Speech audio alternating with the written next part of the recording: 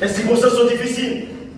Tu te lèves, tu commences à louer le Seigneur, à donner gloire à Dieu, à adorer le Seigneur. Il n'y a pas de travail. Mais bien aimé, j'ai vécu des moments sans travail, où j'étais tout seul à la maison. C'était difficile. Voilà pourquoi chaque fois que je me retrouve dans le métro, je vais au travail le matin. Je remercie le Seigneur. Je dis Seigneur, merci pour cette journée de travail. J'ai connu des moments où je cherchais une journée de travail. Je ne pouvais pas trouver.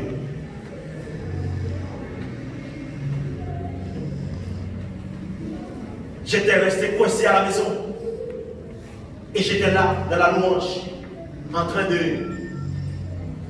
d'élever le nom de l'Éternel.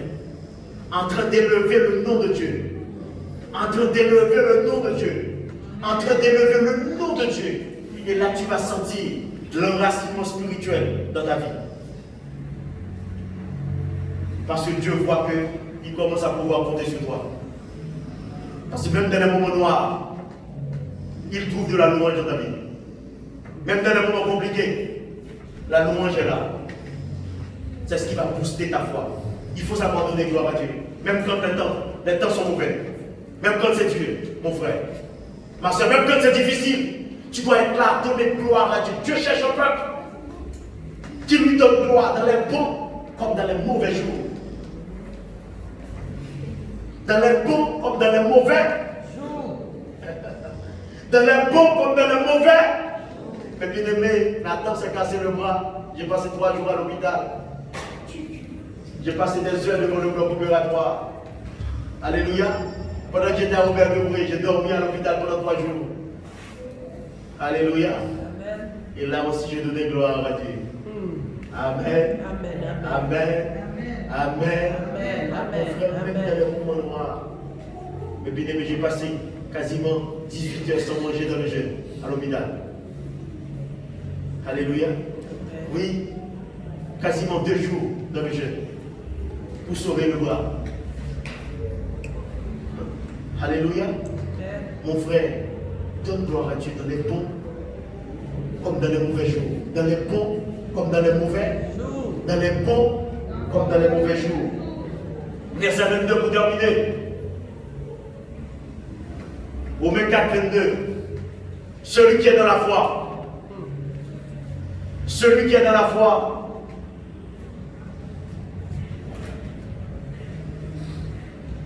Ayant la pleine conviction de ce que Dieu promet, il peut aussi l'accomplir.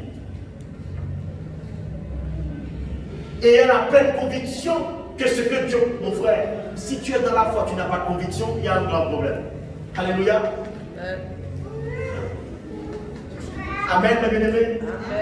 La jeune fille, elle est dans la foi. Comme elle est dans son Dieu, elle va accepter un homme marié. Mais où est ta foi?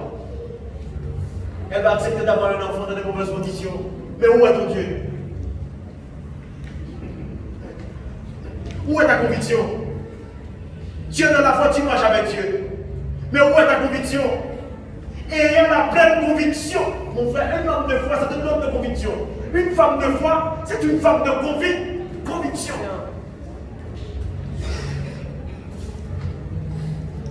Tu dois être dans la conviction, tu dois être prêt à mourir, jeune fille. Tu dois être prêt à mourir au lieu d'avoir une relation avec quelqu'un qui n'est pas ton mari. Pour la manage, je parle au candidat pour l'élévation. À des gens qui sont candidats devant Dieu, que Dieu les élève. Qui dit Seigneur, des gens qui disent Seigneur, je préfère mourir devant ta face au lieu de faire n'importe quoi.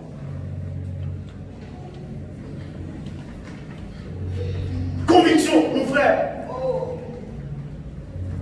Ma soeur, Dieu cherche un peuple de conviction. Dieu cherche des jeunes garçons de conviction. Dieu cherche des jeunes filles de conviction. Des gens qui sont convaincus. C'est ça la conviction. C'est le fait d'être convaincu que le Dieu qui m'a fait la promesse, il est capable de l'accomplir. Amen. Voilà pourquoi. Et c'est la conviction qui va te donner, te permettre de te rendre compte de ta vraie valeur. Quand tu as la conviction au fond de toi, tu es convaincu de ce que Dieu est capable de faire. Alléluia. Convaincu, mon frère. Celui qui est dans la foi, c'est quelqu'un, c'est un homme de conviction. Il est convaincu, alléluia, que Dieu est capable de le faire. Dans le nom de Jésus. Si tu sens que tu flottes assez souvent avec Dieu, il n'y a pas de conviction dans ta vie spirituelle. Il n'y a pas de conviction par rapport au commandement de Dieu, par rapport au principe de Dieu. Tu dois aller dans la prière pour dire Seigneur, j'ai un manque de conviction. Alors que pour marcher dans la foi, il faut être quelqu'un de conviction. Abraham avait la pleine conviction, dont il a dit, le bien-aimé. Romains 4, 22. De ce que Dieu peut accomplir la promesse. Si Dieu t'a fait une promesse, tu dois être convaincu que Dieu est capable de l'accomplir. Alléluia. Même quand tout ce que tu vis, c'est tout le contraire. Tu regardes autour de toi. Tu as l'impression, tu as deux droits de dire que Dieu t'a menti.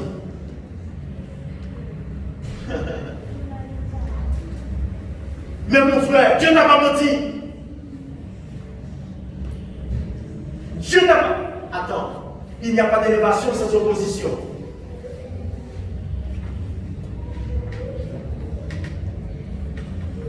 À chaque fois que Dieu fait une promesse à un homme, cet homme va retrouver des blocages sur sa vie. À chaque fois que Dieu prépare quelque chose d'élevé pour quelqu'un, il y aura des oppositions. C'est vrai. À chaque fois que tu veux marcher avec une prophétie de Dieu, une promesse de Dieu, tu vas avoir l'impression que ta vie, ta route est barrée. À toi de t'élever et de dire Seigneur, ma vie dépend de toi. Amen, amen. Ma vie, je veux te la remettre, Seigneur. Ma vie, Seigneur, toi seul, pour de toute façon, seul Dieu est capable d'amener un homme dans la vie qu'il a réservée pour cet homme. Ta vraie vie est cachée en Dieu. Toi qui pries avec nous ce matin, ta vraie vie est cachée en Dieu. Si tu ne vas pas chercher ta vraie vie en Dieu, tu vas mener une vie peut-être 7% de ce que Dieu avait réservé pour toi. 10%. Mais que tu commences à la prière dans le jeûne. Tu commences à chercher la révélation de la parole. Parce que la Bible dit la révélation de la parole est claire. Tes yeux vont commencer à s'ouvrir. Tu vas commencer par découvrir tout ce que Dieu avait prévu pour toi. Toi-même, tu vas être étonné. Tu vas dire Seigneur, il y avait tout ça dans le plan. Il y avait tout ça dans le package. Tu avais prévu tout ça pour moi. Moi, je ne savais pas. Dieu a des choses en réserve pour toi ce matin. Amen. Dieu a des choses en réserve pour toi. Mais est-ce que toi, tu es capable d'aller les chercher dans la prière? Mais bien aimé, je vois des gens qui prient, qui jeûnent, et la prière et le jeûne qu'ils font ne sont pas au service de leur destinée. Je ne comprends pas. Tu pries, tu jeûnes. Pendant que tu pries, tu pries, le Saint-Esprit doit te parler, doit te révéler des choses. Tu dois avoir de la profondeur spirituelle pour voir plus de ce que Dieu a prévu pour ta vie. Mais bien aimé, nous allons prier. Mais tu dois placer ta vie dans la foi. Alléluia. Amen. Tu dois placer ta vie dans la foi. Mon frère, tu dois croire en Dieu. Alléluia. Mais bien aimé, levons-nous ensemble, nous allons prier.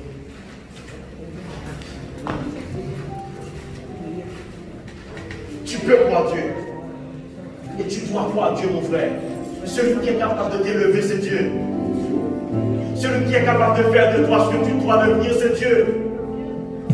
Celui qui est capable de faire de toi, oh, gloire à Dieu. L'école sur la terre n'est pas suffisante pour t'amener là où Dieu veut t'amener. Je parle à quelqu'un ce matin. Le monde n'a pas assez de hauteur et de sagesse pour t'amener là où Dieu veut t'amener ce matin. Dieu a un grand plan pour ta vie. Sur le chemin qui t'emmène vers le ciel, Dieu va accomplir des choses extraordinaires dans ta vie.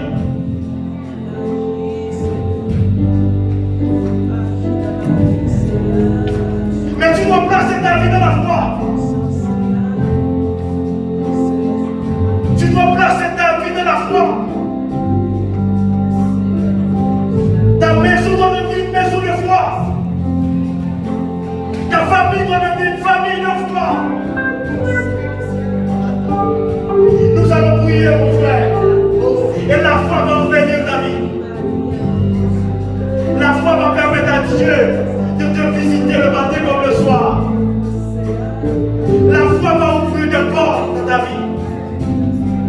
Là où la bacola, la chanta, la cola, la chanta, la cola, la